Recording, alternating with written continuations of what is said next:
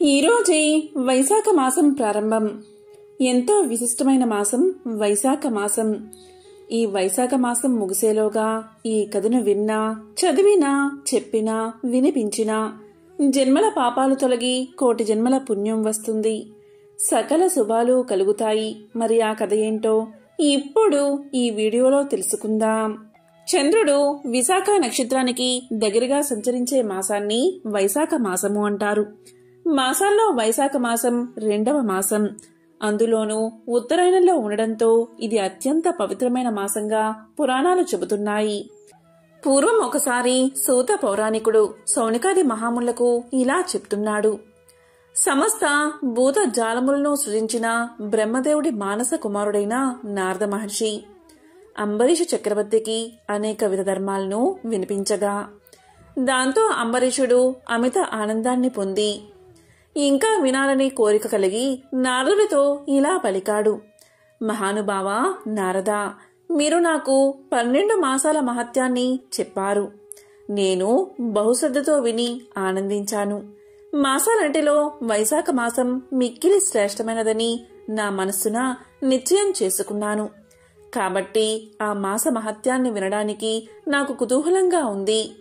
కాబట్టి ఈ వైశాఖ మాసం శ్రీ మహావిష్ణువుకు ఎలా మిక్కిలి ప్రీతికరమైనది? ఈ మాసమందు మనిషి ఆచరించవలసిన వ్రత విధులు, ధర్మాలు ఏమిటి?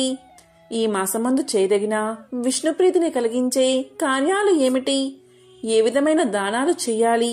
ఆ దానాలు చేయడం వల్ల కలిగే ఫలితాలు ఏమిటి? చెప్పండి అని నారదుణ్ణి అడిగాడు. అప్పుడు నారదుడు అంబరీష మహారాజుకు ఇలా చెప్పడం ప్రారంభించాడు. అంబరీష మహారాజా, నేను చెప్పేది శ్రద్ధగా విను. వైశాఖ మాసంతో సమానమైన మాసం, కృతయుగంతో సమానమైన యుగం, వేదంతో సమానమైన శాస్త్రం, గంగానదితో సమానమైన తీర్థమూ లేదు. అంబరీష మహారాజా, నీకొక కథను తెలియజేస్తాను. శ్రద్ధగా విను అని నారదుడు ఇలా చెప్పడం ప్రారంభించాడు. పూర్వం ఇక్ష్వాకు రాజవంశంలో హేమాంగుడు అనే రాజు ఉండేవాడు. అతడు గోదానాలు అనేకం చేశాడు. భూమి యందు రేణును లెక్కించడం, నీటి బొట్టులను గణించడం, ఆకాశం నందలి నక్షత్రాలన్నిటినీ లెక్కించడం ఎంత కష్టమో ఆ రాజు చేసిన గోదానాలు లెక్కించడం అంత కష్టం. అనేక యజ్ఞాలు చేశాడు. గోదానం, భూదానం, తిలదానం మున్నగు దానాలు కూడా లెక్కలేనన్ని అంత సంఖ్యలో చేసి చాలామంది బ్రాహ్మణులను సంతోషపరిచాడు. అతడు చెయ్యని దానమే లేదని ప్రసిద్ధి పొందాడు. అందరకు సులభంగా దొరికేది నీరు. అది దైవదత్తము, సులభము. అలాంటి జలాన్ని దానం ఇవ్వడమేంటని తలచి జలదానాన్ని మాత్రం అతను చెయ్యలేదు. బ్రహ్మపుత్రుడగు వశిష్ఠుడు ఆ మహారాజుకు గురువు, పురోహితుడు. అతడు జలదానం చేయమని రాజుకు ఎన్నోసార్లు చెప్పినా రాజు జలదానాన్ని మాత్రం చెయ్యలేదు. నీరు అమూల్యమైనది, అలాంటి దాన్ని దానమిస్తే ఫలితం అమూల్యంగా ఉంటుంది అని గురువు చెప్పినా ఎవరికీ సులభం కాని దాన్ని దానమిస్తే పుణ్యం కలుగుతుందని అలాంటి వస్తువులే దానమిచ్చేవాడు. అలాగే ఎవరోనూ గౌరవింపని వారిని ఆదరించడమే యుక్తమని తలచి అంగవైకల్యం కల బ్రాహ్మణులను, దరిద్రులను, ఆచారహీనులను ఆదరించి గౌరవించేవాడు మహారాజు. ఆచారవంతులను, పండితులను, సద్బ్రాహ్మణులను ఆదరింపలేదు, అలాగే గౌరవించలేదు. అందరూ ప్రసిద్ధులను, ఉత్తములను మాత్రమే గౌరవిస్తే అనాథలను, విద్యాహీనులు అయిన బ్రాహ్మణులకు, దరిద్రులకు ఆదరణ ఎలా లభిస్తుంది? నేను అలాంటి వారిని గౌరవిస్తాను అని అలాంటి వారిని మాత్రమే గౌరవించి ఆదరించేవాడు. ఈ విధంగా అపాత్రులకు మాత్రమే దానాలు ఇచ్చేవాడు. ఇటువంటి దోషం కలగడం వల్ల ఆ రాజు ఒకప్పుడు జలదానం చేయకపోవడం వల్ల చాతక పక్షిగా చాలాసార్లు జన్మించాడు. ఒక జన్మలో గద్దగాను, కుక్కగాను అనేకసార్లు జన్మించాడు. ఆ తరువాత మిథిలా దేశాన్ని పాలించి శృతకీర్తి మహారాజు గృహంలో గోడపై ఉండే బల్లిగా జన్మించాడు. అక్కడ వ్రాలే కీటకాలను తింటూ బల్లి అయి హేమాంగద మహారాజు జీవనాన్ని గడుపుతూ ఉన్నాడు. ఈ విధంగా 87 సంవత్సరాలు కాలం గడిపాడు. మిథిలాదేశ రాజగృహానికి శృతదేవ మహాముని ప్రయాణించే అలసిపోయి మధ్యాహ్న కాలమునకు అక్కడికి చేరుకున్నాడు. అప్పుడు మహారాజు అయిన శృతకీర్తి ఆ మున్ని చూసి సంభ్రమంతో ఆ మునికి ఎదురు వెళ్లి సగౌరవంగా ఇంటిలోకి తీసుకువచ్చాడు. అతన్ని మధుపర్కము మున్నగు వానితో పూజించి అతని పాదాలు కడిగి ఆ నీటిని తన తలపై జల్లుకున్నాడు. అలా జల్లుకోవడంలో తలపై జల్లుకున్న నీటి తుంపర్లు కొన్ని ఎగిరి గోడమీద ఉన్న బల్లిపై దైవికంగా పడ్డాయి. ఆ పవిత్ర జలస్పర్శ కలగగానే ఆ బల్లికి పూర్వజన్మ శృతి కలిగి తన దోషాన్ని తెలుసుకుని పశ్చాత్తాపం కలిగింది. నన్ను రక్షించుము, నన్ను రక్షించుము అని మానవుడిలాగా ఆ మున్ని ప్రార్థించింది. అప్పుడా ముని బల్లి మాటలకు విస్మయపడి ఇలా పలికాడు. ఓ బల్లి, నీవెందుకు ఇలా దుఃఖిస్తున్నావు? నీవు ఏ పని చేసి ఇలాంటి దశను పొందావు? ఇలా ఎందుకు అరుస్తున్నావు? నీవు దేవజాతి వాడవా, లేక రాజువా, లేక బ్రాహ్మణుడువా?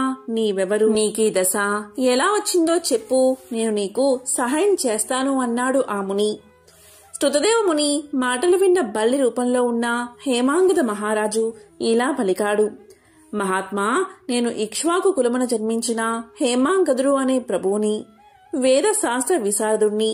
భూమి అందలి రేణువులు ఎన్ని ఉన్నాయో, నీటి అందు జలబిందువులు ఎన్ని ఉన్నాయో, ఆకాశంలో ఎన్ని నక్షత్రాలు ఉన్నాయో అన్ని గోవులను అసంఖ్యాకంగా దానాలు ఇచ్చాను. ఎన్నో యజ్ఞాలు చేశాను. చెరువులో మొదలైన వాటిని ఎన్నిటినో తవ్వించాను. సర్వ విధాలైన దానాలు ఎన్నో చేశాను. చెరువులో మున్నగ వాటిని తవ్వించాను. ధర్మంగా రాజ్యపాలన చేశాను. నేనెన్ని సత్కర్మలు ఆచరించినా ముమ్మారు చాతక పక్షిగా, గద్దగా, 7 సార్లు కుక్కగా, ప్రస్తుతం బల్లిగా జన్మించాను. ఈ మహారాజు నీ పాదాలు కడిగిన పవిత్ర జలాన్ని తలపై చల్లుకుంటూ ఉండగా కొన్ని నీటి తుంపరలు నాపై పడి నాకు పూర్వజన్మ స్మరణం కలిగినది. నా పాపభారం తగ్గినట్లు అనిపిస్తుంది. కాని నేనింకా 27 మార్లు బల్లిగా జన్మించవలసినట్లుగా నాకు తోస్తుంది. నాకీ విధమైన బల్లిగా జన్మ పరంపర ఎలా తొలగుతుంది అని భయం కలుగుతుంది. నేను చేసిన పాపమేమిటో, నాకీ జన్మ ఎందుకు కలిగిందో నాకు తెలియదు. దయవుంచి నాకీ జన్మలు కలగడానికి కారణమైన పాపమును, ఆ పాపం పోయే విధానాన్ని చెప్పగోరుతున్నాను అని ప్రార్థించింది బల్లి. అప్పుడు స్తుతదేవ మహాముని హేమాంగుదుని మాటలను తన దివ్య దృష్టితో పరిశీలించి ఇలా పలికాడు. రాజా, నీవు శ్రీ మహావిష్ణువుకు ప్రియమైన వైశాఖ మాసంలో జలాన్ని ఎవ్వరికీ దానం ఇవ్వలేదు. జలము సర్వజన సులభము, దాన్ని దానమిస్తే ఏమొస్తుంది అని అనుకున్నావు. ప్రయాణమును అలసిన వారికి జలదానమైనా చెయ్యలేదు. వైశాఖమాస వ్రతాన్ని కూడా నీవు పాటించలేదు. హోమం చేయదలిచిన వారు మంత్రపూతమగు అగ్నియందే హోమం చెయ్యాలి. అలా కాక బూడిద మున్నగు వానియందు హోమం చేస్తే ఫలం ఎలా కలుగుతుంది? అలాగే నీవు కూడా యోగ్యులైన వారికి దానం ఇవ్వక అయోగ్యులైన వారికి దానాలు ఇచ్చావు. అపాత్రులకు ఎన్ని దానాలు ఇచ్చినా ప్రయోజనం లేదు కదా. వైశాఖమాస వ్రతాన్ని చెయ్యలేదు, జలదానం చెయ్యలేదు. ఎంత ఏపుగా పెరిగినా సుగంధాది గుణాలున్న ముళ్ళుకల వృక్షాన్ని ఎవరు ఆదరిస్తారు? అలాంటి వృక్షం వల్ల ప్రయోజనం ఏమిటి? వృక్షాలలో రావి చెట్టు ప్రశస్తమైనది, అందువల్ల అది పూజకు అర్హమైనది. తులసి కూడా మిక్కిలి పవిత్రమైనదే. ఇలా రావి చెట్టును, తులసిని వదిలి వాకుడు చెట్టును ఎవరైనా పూజిస్తారా? అలా పూజ చేయడం వల్ల ఫలితం ఉంటుందా? అనాథలు, అంగవైకల్యం కలవారు, దయ చూపదగిన వారు, వారిపై దయను చూపడం ధర్మం. కానీ వారు మాన్యులు, పూజ్యులు కారు. అలాంటి వారిని పూజించడం వల్ల ఫలదాయకం కాదు. వారిపై దయ, జాలి చూపవచ్చు, కానీ గౌరవించరాదు. తపము, జ్ఞానము, వేదశాస్త్ర పాండిత్యము, సజ్జనత్వం కలవారు శ్రీ మహావిష్ణువు స్వరూపులు. అలాంటి వారినే పూజించాలి. వీరిలో జ్ఞానవంతులు శ్రీ మహావిష్ణువుకు మిక్కిలి ఇష్టమైన వారు. అటువంటి వారిని పూజిస్తే తన్ని పూజించినట్లుగా భావించి శ్రీహరి వరాలు ప్రసాదిస్తాడు. కావున జ్ఞానులైన వారు సర్వాధికులు, సర్వోన్నతులు. అలాంటి వారిని గౌరవించకపోవట వారిని అనగా శ్రీ మహావిష్ణువును అవమానించడమే అవుతుంది. ఈ విధంగా చేయడం ఇహలోకమున పరలోకమున దుఃఖాన్ని కలిగిస్తుంది. మానవుడు పురుషార్థాల్ని సాధించాలి అంటే జ్ఞానుల సేవ, వారిని గౌరవించడం ముఖ్య కారణం. జ్ఞానులు కానివారు అందులు, ప్రజ్ఞా జ్ఞాన నేత్రాలు లేనివారు, అలాంటి అంధులను ఎంతమందిని పూజించినా ఫలితం ఉంటుందా? గుడ్డివాడికి ఏమి కనిపిస్తుంది? అతడేం చెప్పగలడు? కాబట్టి జ్ఞానహీనులైన వారిని ఎంతమందిని ఎంత పూజించినా, వారిని సేవించినా అవి నిష్ఫలములు, నిష్ప్రయోజనములు. అంతేకాక కష్టాలను, దుఃఖాల్ని కలిగిస్తాయి.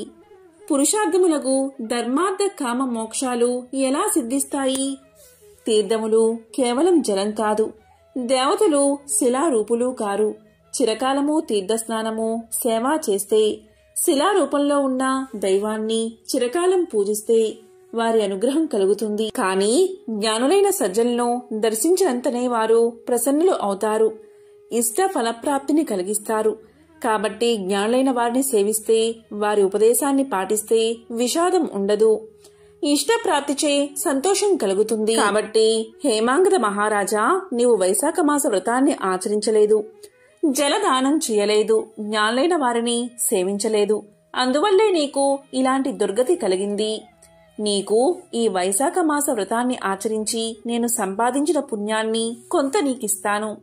దీనివల్ల దుర్దశ సాధించడానికి భవిష్యత్ వర్తమాన కాలాల్లోని నీ పాపాలు, వాటి ఫలాన్ని పోగొట్టుకుని నీవు విజయాన్ని సాధిస్తావు అని పలికి శృతదేవ మహాముని నీటిని సృజించి బల్లి రూపంలో ఉన్న హేమాంగద మహారాజుకు తాను చేసిన వైశాఖమాస వ్రతంలోని కొన్ని రోజుల పుణ్యాన్ని దారపోశాడు. ఆ పుణ్య ఫలాన్ని పొందినంతనే హేమాంగద మహారాజు బల్లి రూపాన్ని వదిలిపెట్టి దివ్య రూపాన్ని పొందాడు. శృతకీర్తి మహారాజుకు శృతదేవ మహామునికి నమస్కారం చేసి వారి అనుజ్ఞతో శ్రీహరి పంపిన దివ్య విమానమెక్కి పుణ్యలోకాలకి చేరుకున్నాడు. దేవతలందరూ హేమాంగదుని అదృష్టానికి ఎంతగానో మెచ్చుకున్నారు. హేమాంగదుడు పుణ్యలోకంలో 10,000 సంవత్సరాలు గడిపాడు. దివ్యలోక భోగాలు అనుభవించాడు. అటు తరువాత ఇక్ష్వాకు కులంలో కాకుత్స మహారాజుగా జన్మించాడు. 7 ద్వీపాల భూమిని సజ్జనులు, జ్ఞానులు మెచ్చినట్లు పరిపాలించాడు. శ్రీ మహావిష్ణువు అంశను పొంది ఇంద్రుడికి స్నేహితుడు అయ్యాడు. కులగురువైన వశిష్ఠ మహాముని ఉపదేశాన్ని పాటించాడు. వైశాఖమాస వ్రతాన్ని సంపూర్ణంగా ఆచరించాడు. అందు చేయవలసిన దాన ధర్మాలటిని శ్రద్ధాభక్తులతో చేశాడు. సర్వ పాపాలను పోగొట్టుకున్నాడు. దివ్య జ్ఞానాన్ని పొందాడు. శ్రీ మహావిష్ణువు యొక్క సాయుధ్యాన్ని పొందాడు. కాబట్టి వైశాఖమాస వ్రతం సర్వ పాపహరం, అనంత పుణ్యప్రదం. ప్రతి మనిషి వైశాఖమాస వ్రతాన్ని, వ్రతాంగములకు దాన ధర్మాలను పాటించి శ్రీహరి అనుగ్రహాన్ని పొందాలి అని నారదుడు అంబరీషుడుకు వైశాఖ మాస వ్రత విశిష్టతను వివరించాడు. ఇలా వివరిస్తూ గృహగోధికా వృత్తాంతాన్ని వివరించాడు. నారాయణం నమస్కృత్య నరం చైవ నరోత్తమం దేవీం సరస్వతీం వ్యాసం తతోజయ ముదీరయేత్. ఒకానొక సమయంలో శృతదేవ మహాముని శృతకీర్తి మహారాజుకు ఇలా చెప్తున్నాడు. మహారాజా, నేను చెప్పేది శ్రద్ధగా విను. పూర్వం రేవానది తీరమున మా తండ్రిగారు మృతి చెంది పిశాచ రూపాన్ని పొందారు. ఆకలి దప్పిక వల్ల బాధపడుతూ తన మాంసాన్ని తాను తింటూ శుష్కించిన శరీరంతో నీడలేని బూరుగు చెట్టు వద్ద నివసిస్తూ ఉండేవారు. పూర్వం చేసిన పాపాల వల్ల ఆకలి దప్పికల చేత బాధపడుతున్న అతని కంఠమున సన్నని రంధ్రం ఏర్పడింది. అది గాయమై మిక్కిలి బాధపెడుతూ ఉంది. దగ్గరున్న చెరువులోని చల్లని నీరు కూడా తాగగాని కాలకూట విషం వలె బాధిస్తూ ఉంది. నేను అంటే శృతదేవ మహాముని గంగాయాత్ర చెయ్యాలి అనే కోరికతో ప్రయాణం చేస్తూ దైవికంగా ఆ ప్రదేశానికి వచ్చాను. నీడలేని బూరుగు చుట్టుపై నుండి ఆకలి దప్పికల బాధను భరించలేక తన మాంసాన్నే తాను తింటూ దుఃఖ భారంతో కంఠబాధను అనుభవించలేక అరుస్తున్న ఆ పిశాచాన్ని చూసి నేను ఆశ్చర్యపోయాను. ఇదేమి అద్భుతమా అని అనుకున్నాను. అప్పుడు పిశాచ రూపంలో ఉన్న అతడు నన్ను చూసి చంపడానికి వచ్చాడు. కాని నా ధార్మిక ప్రవర్తన బలం వల్ల నన్నేమీ చేయలేకపోయాడు. నేను అతన్ని చూసి జాలిపడి, ఓయి భయపడకు, నీకు నా వల్ల ఎటువంటి భయమూ రాదు. అసలు నీవెవరు? నీకు ఇలాంటి బాధ కలగడానికి కారణం ఏమిటి? వెంటనే చెప్పు.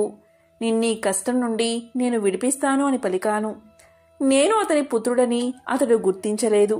నేను కూడా నా తండ్రి అని గుర్తించలేకపోయాను. అప్పుడు పిశాచ రూపంలో ఉన్న అతను ఇలా పలికాడు. నేను భూవరము అనే పట్టణమున నివసించే మైత్రుడు అనే వాడిని, సంకృతి గోత్రం వాడిని, అన్ని విద్యలు నేర్చిన వాడిని, అన్ని తీర్థాలయందు స్నానం చేసిన వాడిని, సర్వదేవతలను సేవించిన వాడిని. కాని నేను వైశాఖ మాసంలో కూడా అన్నదానం ఎవరికీ చేయలేదు. లోభంతో ఉండేవాడిని. అకాలంలో వచ్చిన వారికి భిక్ష అయినా ఇవ్వలేదు. కాబట్టే నాకీ పిశాచ రూపం వచ్చింది. ఇదే నా ఈ దురవస్థకు కారణం. శృతదేవుడు అనే పుత్రుడు ఉన్నాడు నాకు. అతడు ప్రసిద్ధి కలవాడు. వైశాఖమున కూడా అన్నదానం చేయకపోవడం వల్ల నేను ఇలాంటి పిశాచ రూపాన్ని పొందాను. ఇలా బాధపడుతున్నాను అని నీవు అతనికి చెప్పు. నీ తండ్రి నర్మదా తీరమున పిశాచమై ఉన్నాడు. సద్గతిని పొందలేదు. బూరుగు చెట్టుపై ఉన్నాడు. తన మాంసాన్ని తానే తింటూ బాధపడుతూ ఉన్నాడని చెప్పు. వైశాఖ మాసమున వ్రతాన్ని పాటిస్తూ నాకు జలతర్పణమిచ్చి సద్బ్రాహ్మణుడుకు అన్నదానం చేస్తే నేనీ బాధ నుంచి విడిపోయి శ్రీ మహావిష్ణువు సాన్నిధ్యాన్ని పొందుతానని చెప్పు. కాబట్టి ఈ విధంగా చేయమని అతనికి చెప్పు. నా యందు దయవుంచి నాకీ సహాయం చెయ్యి. నీకు సర్వశుభాలు కలుగుతాయని ఆ పిశాచ రూపంలో ఉన్న నా తండ్రి పలకగా, అప్పుడు నేను నా తండ్రిని గుర్తించి అతని పాదాలకు నమస్కారం చేసి దుఃఖంతో నన్ను నేను నిందించుకున్నాను, కన్నీరు పెట్టాను. ఇలా పలికాను, తండ్రి, నేనే శృతదేవుణ్ణి, దైవకంగా ఇక్కడకు వచ్చినవాడిని. తండ్రి, ఎన్ని కర్మలు చేసినా పితృదేవతలకు సద్గతి కలగకపోతే ఆ కర్మాలన్నీ వ్యర్థమే కదా, నిరర్ధకం. నీకీ బాధ నుండి విముక్తి కలగడానికి నేనేం చెయ్యాలో చెప్పు అని అన్నాను. అప్పుడు నా తండ్రి నన్ను గుర్తించి మరింత దుఃఖించాడు. కొంతసేపటికి ఊరడిల్లి మనసు కుదుటపరుచుకుని ఇలా పలికాడు, నాయనా, నీవు తలచిన యాత్రను పూర్తి చేసుకుని ఇంటికి రా. సూర్యుడు మేషరాశి యందు ఉండగా వైశాఖ పూజను చేసి అన్నాన్ని శ్రీ మహావిష్ణువుకు నివేదించి ఉత్తమ బ్రాహ్మణుడికి దానమివ్వు. అందువల్ల నాకే కాదు, మన వంశంలో ఉన్నవారందరికీ ముక్తి కలుగుతుంది. కాబట్టి అలా చేయమని చెప్పాడు. కాబట్టి నేను నా తండ్రి ఆజ్ఞ ప్రకారం యాత్రలు చేసి ఇంటికి తిరిగి వచ్చాను. మాధవుడికి ప్రీతికరమైన వైశాఖ మాసంలో వైశాఖ వ్రతాన్ని చేస్తూ నా తండ్రి చెప్పినట్లుగా శ్రీ మహావిష్ణువును పూజించి నివేదించిన అన్నాన్ని సద్బ్రాహ్మణుడుకు దానమిచ్చాను. అందువల్ల నా తండ్రి పిశాచ రూపం నుండి విముక్తుడై నా యొద్దకు వచ్చి నా పితృభక్తికి మెచ్చి ఆశీర్వదించి దివ్య విమానమెక్కి విష్ణులోకానికి చేరుకుని శాశ్వత స్థితిని పొందాడు. కాబట్టి అన్నదానం అన్ని దానాల్లో ఉత్తమం. శాస్త్రాలయందు కూడా ఇదే చెప్పబడి ఉంది. ధర్మయుక్తమైనది. సర్వధర్మసారమే అన్నదానం. మహారాజా, ఇదే అన్నదానం యొక్క గొప్పతనమని శృతదేవుడు శృతకీర్తి మహారాజుకు చెప్పాడు అని నారద మహర్షి అంబరీష మహారాజుకు తెలియజేశాడు. ఈ కథను వైశాఖ మాసంలో వినడం, చెప్పడం, చదవడం వల్ల జన్మల పాపాలు తొలగిపోతాయి, సకల ఐశ్వర్యాలు కలుగుతాయి. ఈ పవిత్ర కథను వింటే చాలు, లక్ష్మీనారాయణల అనుగ్రహం మీకు లభిస్తుంది. వైశాఖ పురాణంలోని మొదటి అధ్యాయంలోని ఆ కథ ఏంటో ఇప్పుడు తెలుసుకుందాం. ఒకసారి సూత మహాముని సౌనకాది మహర్షులతో ఇలా పలికారు, మహర్షులారా, శ్రద్ధగా వినండి. రాజర్షి అయిన అంబరీషుడు బ్రహ్మ మానస పుత్రుడైన నారదుణ్ణి చూసి నమస్కారం చేసి ఇలా అడుగుతాడు, ఓ మహర్షి, మీరు అన్ని మాసాల మహత్యాన్ని నాకు వివరించారు. అన్ని మాసాలయందు వైశాఖ మాసం మిక్కిలి శ్రేష్టమైనది, అలాగే పవిత్రమైనది. ఈ మాసం శ్రీ మహావిష్ణువుకు ఎంతో ఇష్టమని చెప్పారు. ఈ వైశాఖ మాసం శ్రీ మహావిష్ణువుకు ఇష్టం కావడానికి కారణం ఏమిటి? ఈ మాసంలో విష్ణు ప్రీతిగా ఏం చెయ్యాలి? మానవులు ఆచరించవలసిన దానాలు, వాటి ఫలితం గురించి దయచేసి వివరించండి అని కోరాడు. అలాగే పూజ, దానం ఏ దైవాన్ని ఉద్దేశించి చెయ్యాలి, వాటి ఫలితం ఎలా ఉంటుంది, అన్ని విషయాలు నా యందు దయవుంచి వివరించండి అని వేడుకున్నాడు. దానికి నారదుడు ఇలా పలికాడు, అంబరీష మహారాజా, శ్రద్ధగా విను. పూర్వం ఒకప్పుడు నేను బ్రహ్మదేవుణ్ణి మాసాల మహిమను, మాస ధర్మాలను వివరించమని కోరాను. దానికి బ్రహ్మదేవుడు ఇలా పలికాడు, ఓ నారదా, శ్రీ మహావిష్ణువు లక్ష్మీదేవికి మాస ధర్మాలు చెబుతూ ఉండగా నేను విన్నాను. నీకు ఇప్పుడు శ్రీ మహావిష్ణువు లక్ష్మీదేవికి చెప్పిన విషయాలు చెప్తాను, శ్రద్ధగా వినుము. మాసాలన్నిటిలో కార్తీకం, మాఘం, వైశాఖం ఎంతో పవిత్రమైన మాసాలు. ఈ 3 మాసాలలో వైశాఖం మిక్కిలి ఉత్తమమైనది. వైశాఖ మాసం ప్రాణులకు తల్లి వలె సర్వాభీష్టాలను కలిగిస్తుంది. ఈ మాసమందు ఆచరించే స్నానం, పూజ, దానం మొదలైనవి పాపాలంటిని నశింపచేస్తాయి. ఈ మాసంలో చేసే స్నానం, పూజ, జపతపాదులను దేవతలు సైతం తలవంచి గౌరవిస్తారు. విద్యలలో వేద విద్య వలె, మంత్రాలలో ఓంకారం వలె, వృక్షాలలో దివ్య వృక్షమైన కల్ప వృక్షం వలె, దేనువులలో కామధేనువు వలె, సర్వసర్పాలలో శేషుడి వలె, పక్షులలో గరుత్మంతుని వలె, దేవతలలో శ్రీ మహావిష్ణువు వలె, నదులలో గంగానది వలె, కాంతి కలవారిలో సూర్యుడి వలె, ఆయుధాలలో చక్రం వలె, ధాతువులలో సువర్ణం వలె, విష్ణు భక్తులలో రుద్రుడి వలె. మాసాలలో వైశాఖ మాసం ఎంతో ఉత్తమమైనది. శ్రీ మహావిష్ణువుకు ఎంతో ఇష్టమైన ఈ వైశాఖ మాసాన్ని మాధవ మాసము అని కూడా పిలుస్తారు. విష్ణు ప్రియ కలిగించు ఈ మాసంలో వైశాఖ మాసానికి సాటి అయినది లేదు. సూర్యుడు మేషరాశిలో ఉండగా వైశాఖమున సూర్యోదయానికి ముందే నది తటాకాలలో స్నానం చేస్తే ఎంతో మహాపుణ్యం కలుగుతుంది. ఆ తరువాత శ్రీ మహావిష్ణువును, లక్ష్మీదేవిని పూజిస్తే ఎంతో పుణ్యం కలుగుతుంది. ప్రాణులు అన్నం తిని సంతోషించినట్లుగా శ్రీ మహావిష్ణువు వైశాఖ స్నానాన్ని ఆచరించి పూజ చేసిన వారిని చూసి ఎంతో సంతోషిస్తాడు.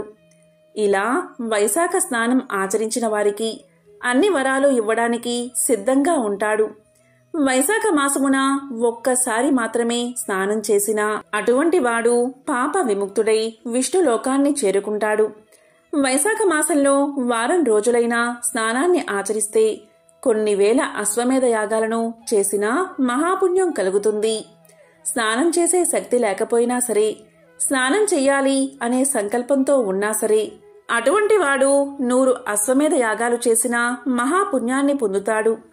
సూర్యుడు మేషరాశిలో ఉండగా వైశాఖ స్నానం నదిలో, ఏరులో చెయ్యాలని సంకల్పించుకున్నవాడై ఆసక్తుడై ఉన్న కొంత దూరమైన ఇంటి నుండి ప్రయాణమైన వాడు వైశాఖమున నదీ స్నాన సంకల్పం దృఢంగాను ఉన్నవాడు విష్ణు సాన్నిధ్యాన్ని పొందుతాడు అని లక్ష్మీదేవికి శ్రీ మహావిష్ణువు చెప్పినట్లు బ్రహ్మదేవుడు నారదుడికి చెప్పగా అంబరీష మహారాజుతో నారదుడు తెలియజేశాడు. కాబట్టి అంబరీష మహారాజా సర్వలోకాల్లో ఉన్న తీర్థ దేవతలు, భూమిపై ఉన్న నది, తటాకము, సెలయేరులో ఈ వైశాఖ మాసంలో ఉంటారు.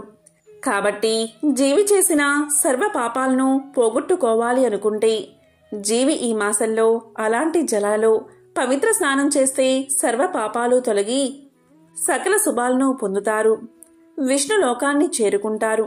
మానవులు ఈ వైశాఖ మాసంలో ఇలా జలంలో స్నానం చేస్తే సర్వ తీర్థదేవతల శక్తి వల్ల ఆ జీవి చేసిన సర్వ పాపాలు హరించుకుపోతాయి.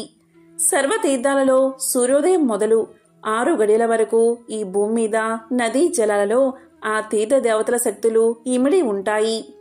ఈ సమయంలో ఆ జలంలో స్నానం చేస్తే వారి యొక్క ఎలాంటి పాపాలైనా తొలగి వారికి మోక్షం లభిస్తుంది. వారు శ్రీ మహావిష్ణువు యొక్క లోకాన్ని చేరుకుంటారు. ఈ మాసంలో సూర్యోదయం తర్వాత తీర్థదేవతలు తమ తమ స్థానాలకు వెళ్లిపోతారు. మళ్లీ తర్వాత రోజు సూర్యోదయానికి ముందుగా భూమిపై జలంలో ప్రవేశించి స్నానం చేసిన మానవుల పాపాలను నశింపచేస్తారు. కాబట్టి అంబరీష మహారాజా, వైశాఖ మాసం ఎంతో పవిత్రమైనది అని నారదుడు తెలియచేశాడు. ఎంతో విశేషమైన ఈ కథను వింటే చాలు, సకల పాపాలు తొలగి సకల ఐశ్వర్యాలు కలుగుతాయి. పూర్వకాలంలో త్రేతాయుగంలో మధుర పట్టణంలో సోమశేఖరుడు అనే ఒక బ్రాహ్మణుడు ఉండేవాడు. అతను సకల శాస్త్రాలు చదివాడు, 4 వేదాలు నేర్చుకున్నాడు, వేదాంత విద్యా వివేకం సంపాదించాడు. అంతేకాదు అతను ఎల్లప్పుడూ సత్యాన్నే మాట్లాడతాడు. దయామయుడు. అతని భార్య పేరు విశాలాక్షి. ఈమె ఎంతో మంచి ప్రవర్తన కలిగి ఉండేది. శీలవతి, గుణవతి, మహాపతివ్రత. ఎల్లప్పుడూ భర్తనే దైవంగా భావించి పూజించేది. వారి దాంపత్యం చూసేవారికి కన్నుల పండుగగా ఉండేది. వీరు శ్రీ మహావిష్ణువును ఎంతో భక్తి శ్రద్ధలతో పూజించేవారు. ఇంటికి వచ్చిన అతిథి అభ్యాగతులకు చక్కగా సత్కారం చేసి భోజనం పెట్టి పంపేవారు. వారి గృహం భూలోక స్వర్గంలా ఉండేది.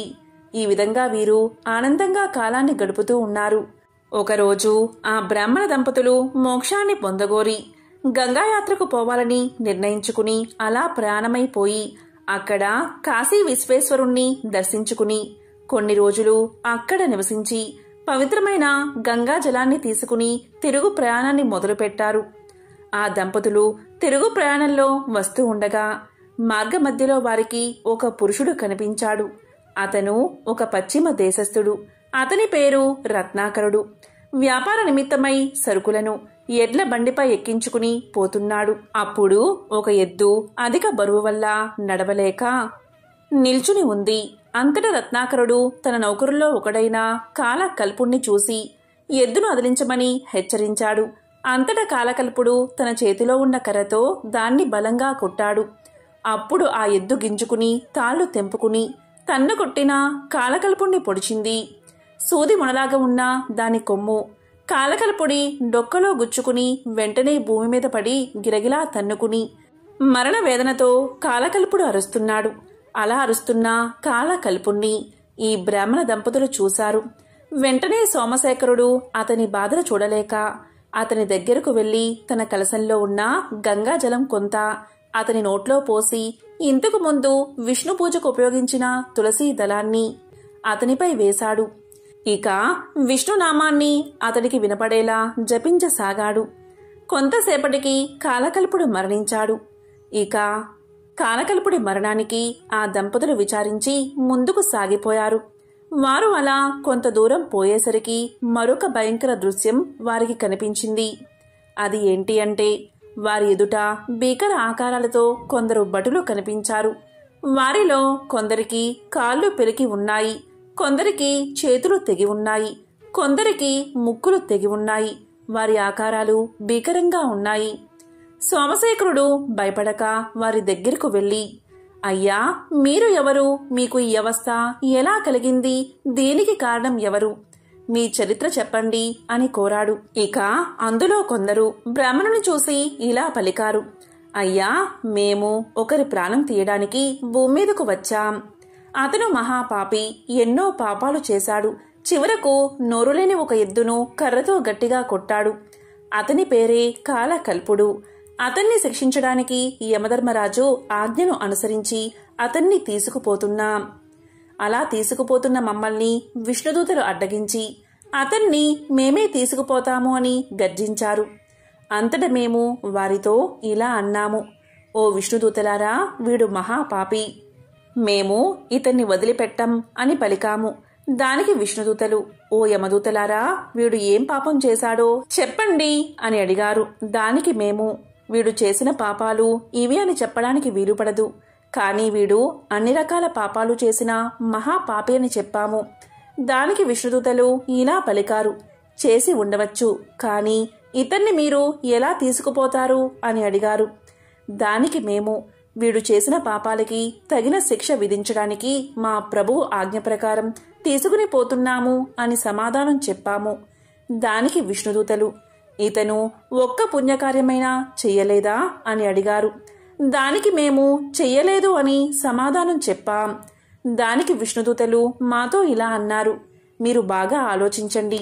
ఇతను చనిపోయే సమయంలో ఒక బ్రాహ్మణుడు ఇతని నోట్లో పవిత్రమైన గంగాజలం పోశాడు. తులసీ దళాన్ని ఇతనిపై ఉంచాడు.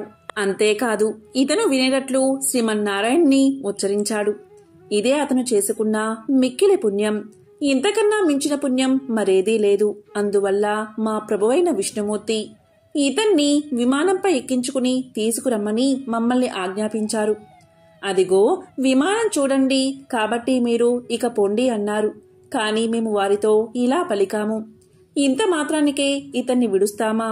ఇతన్ని తీసుకురమ్మని మా ప్రభువైన యమధర్మరాజు ఆజ్ఞాపించాడు. ఆ మాటలను మేము అతిక్రమించలేము అన్నాము. దానికి విష్ణుదూతలు, సరే అయితే యుద్ధానికి సిద్ధం కండి. మిమ్మల్ని ఓడించి శ్రీ మహావిష్ణువు యొక్క ఆజ్ఞను నెరవేరుస్తాము అని చెప్పారు. ఆ విధంగా వారికి మాకు భీకర యుద్ధం జరిగింది. కాని వారందరూ మహాసూరులు. అందువల్ల మా అందరినీ క్షణాల్లో ఓడించి మమ్మల్ని అంగవైకల్యులుగా చేసి అతన్ని పుష్పక విమానంపై ఎక్కించుకుని వైకుంఠానికి తీసుకుపోయారు. వారి వల్ల ఇలా దెబ్బలు తిన్నామని, ఇలా జరిగిందని సోమశేఖరుడికి వివరించి తిరిగి వారి లోకాలకు వెళ్లిపోయారు. వారు వెళ్లిపోయాక ఆ బ్రాహ్మణ దంపతులు ఇలా అనుకున్నారు, ఆహా, గంగాజలం ఎంత గొప్పది! ఒక మహాపాపిని పవిత్ర గంగాజలం పుణ్యాత్ముణ్ణి చేసింది కదా. ఎప్పుడో ఒకప్పుడు తాగినంత మాత్రానే సమస్త పాపాలు తొలగిపోతుంటే ఇంకా కలకాలం ఇక్కడే ఉండి గంగా స్నానాన్ని ఆచరించి గంగాజలాన్ని తాగుతూ ఉంటే ఇంకా ఎంతటి భాగ్యం కలుగుతుందో కదా అనుకుని ఇక అక్కడే స్థిర నివాసాన్ని ఏర్పాటు చేసుకుని నిత్యము గంగా స్నానం చేస్తూ కాశీ విశ్వేశ్వరుని పూజిస్తూ అతిథులను ఎప్పటిలాగే ఆదరిస్తూ మంచి జీవితాన్ని గడిపారు. చివరకు వారిద్దరూ మోక్షాన్ని పొందారు. కాబట్టి జన్మ అంటే ఆ బ్రాహ్మణ దంపతులు జీవించినట్లు జీవించాలి. గంగా స్నానం చేస్తూ గంగాజలాన్ని సేవించడం వల్ల సకల శుభాలు కలుగుతాయి. దానికి ఈ కథే ప్రత్యక్ష ఉదాహరణ. ఎంతో పవిత్రమైన విశేషమైన ఈ కథను విన్నా, చదివినా, చెప్పినా, వినిపించినా జన్మల పాపాలు తొలగి కోటి జన్మల పుణ్యం వస్తుంది. సకల శుభాలు కలుగుతాయి. ఓం నమో నారాయణాయ. ఓం నమః శివాయ.